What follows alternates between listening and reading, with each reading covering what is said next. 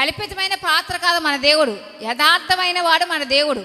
ఈ వాక్యంలో ఉన్న, ఈ బైబిల్ గ్రంథంలో ఉన్న వాక్యాలన్నీ కూడా ఎలాంటివి అంటే యథార్థమైనవి. అలాగే మన దేవుని రాజ్యం కూడా ఎలాంటిదంటే అండి యథార్థమైనది. పరలోక రాజ్యం యథార్థమైంది. పరలోక రాజ్యం లేదండి అని ఎవరైనా చెప్పగలరంటారా? కొంతమంది మూర్ఖులు బయట మాట్లాడుతూ ఉంటారు.